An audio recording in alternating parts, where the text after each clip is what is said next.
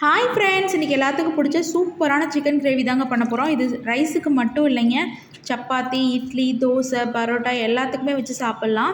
இப்போ நான் பார்த்தீங்கன்னா 700 கிராம்ஸ் சிக்கன் எடுத்திருக்கேன். உங்களுக்கு என்ன வேணுமோ, எவ்வளோ வேணுமோ நீங்கள் அவ்வளோ எடுத்துக்கலாம். இதுக்கு இஞ்சி பூண்டு பேஸ்ட் இந்த அளவு மட்டும் நான் ஆட் பண்ணியிருக்கேங்க. 2 பெரிய வெங்காயம், 2 பெரிய தக்காளி, 3 பச்சை மிளகாய் ஆட் பண்ணியிருக்கேன். ஒரு காமூடிக்கு கொஞ்சம் அதிகமாக தேங்காவை கீறி வச்சுருக்கேங்க. இப்போது குழம்பு வைக்கிற பாத்திரத்தை வச்சுட்டு அதில் தேவையான அளவுக்கு கடலெண்ணெய் ஆட் பண்ணிக்கலாங்க. இதில் ஒரு 2 கரண்டி ஆட் பண்ணால் கரெக்டாக இருக்கும். 2 பட்டை, 2 கிராம்பு, ஒரே ஒரு ஏலக்காய் ஆட் பண்ணியிருக்கிறேன். இது வெடித்ததுக்கப்புறம் வணங்கிச்சு அப்படி பொரிஞ்சிருச்சுன்னா ஒரே 1 ஸ்பூன் சீரகம், ஒரே 1 ஸ்பூன் சோம்பு பொரிஞ்சதுக்கப்புறம் எடுத்து வச்சுருந்த வெங்காயத்தையும் ஆட் பண்ணிக்கலாங்க. இப்போது இஞ்சி பூண்டு பேஸ்ட் ஆட் பண்ணிக்கிறேன். இஞ்சி பூண்டு பேஸ்ட்டில் வெங்காயம் ஓரளவுக்கு வணங்கிருச்சு அப்படின்னா பச்சை மிளகாய் ஆட் பண்ணிக்கிறேங்க. இப்போது நல்லா வணக்கி விடுங்க. இப்போ எந்த டிஷ்லையுமே வெங்காயம் எந்த அளவுக்கு வணங்குதோ அந்த அளவுக்கு டிஷ்ஷு டேஸ்ட்டாக வருங்க. அதே மாதிரி தான் இந்த கிரேவிக்கு ஒரு சம்டைம்ஸ் நான் என்ன பண்ணுவேன்னா வெங்காயத்தையும் சேர்த்து அரைச்சி ஊற்றிடுவேன். இந்த தடவை ஜஸ்ட்டு கிரேவி மாதிரி மட்டும்தாங்க வைக்க போகிறேன், ரொம்ப குழம்பா வைக்க போகிறதில்ல. அதனால் வெங்காயத்தை வணக்கிட்டு அதுக்கப்புறம் எல்லாத்தையும் போட்டு கடைசியாக தேங்காவை தான் அரைச்சி ஊற்ற போகிறேன். இப்போது இந்த வெங்காயம் நல்லா வணங்கிடணுங்க. அப்போ தான் ரொம்ப இதாக தெரியாது. நல்லா வணங்கிருச்சுன்னா கிரேவிக்கு டேஸ்ட்டாக இருக்கும். நல்லா வணக்கி விடுங்க. பாருங்கள், கலருமே நல்லா கொஞ்சம் சேஞ்ச் ஆகிடும். அதுக்குள்ளே நான் என்ன பண்ணிக்க போகிறேன் அப்படின்னா தேங்காவை அரைச்சி எடுத்துக்க போகிறேங்க. தேங்காய் நீங்கள் நான் கிரேவிக்கு அப்படியே ஆட் பண்ண போகிறேன் அப்படின்னா நல்லா அரைச்சிக்கோங்க. நான் இப்போ தேங்காய் பால் மட்டும்தாங்க ஊற்றலான் இருக்கேன். ஸோ ஓரளவுக்கு நல்லா அரைச்சி இந்த மாதிரி எடுத்துக்கிட்டேன். இப்போது பாருங்கள், வெங்காயம் நல்லா வணங்கிருச்சு. இப்போ இந்த சமயத்தில் எடுத்து வச்சு இந்த தக்காளி ஆட் பண்ணிக்கிறேங்க. தக்காளி ஆட் பண்ணிட்டு நல்லா ஒரு வணக்கி விடுங்க. வணங்குற போது கல்லுப்பு சிலர் போடுவாங்க வணங்குறதுக்கு, நான் ஆட் பண்ணலை, அப்புறமே போட்டுக்கலான்னு விட்டேங்க. இப்போது நல்லா வணங்கிருச்சு. இப்போ சிக்கன் எடுத்து போட்டுக்கலாங்க.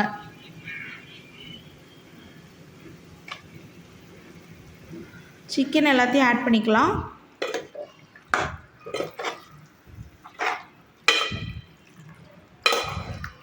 நல்லா வணக்கி விடுங்க. அந்த இஞ்சி பூண்டு பேஸ்ட்டில் நல்லா சிக்கனில் அப்ளை ஆகணும், அந்த மாதிரி நல்லா வணக்கி விடுங்க. இதில் நான் என்ன பொடி ஆட் பண்ண போகிறேன்னா சக்தி சிக்கன் மசாலா, கிரேவிக்கான மசாலா எந்த அளவுக்கு தேவையோ நீங்கள் அந்தளவுக்கு ஆட் பண்ணிக்கோங்க. என்னோடய காரத்துக்கு ஏற்ற மாதிரி நான் ஆட் பண்ணிக்கிட்டேன். பாக்கெட் ஆட் பண்ணியிருப்பேன்னு வச்சுக்கோங்களேன். இப்போ அது எல்லாத்தையும் ஒரு கிண்டி விடுங்க. இந்த சமயத்தில் உப்பு ஆட் பண்ணிக்கலாங்க. உப்பு உங்களுக்கு தேவையான அளவு ஆட் பண்ணிக்கோங்க. கல் உப்பு இருந்தாலும் அதை ஆட் பண்ணிக்கலாம்.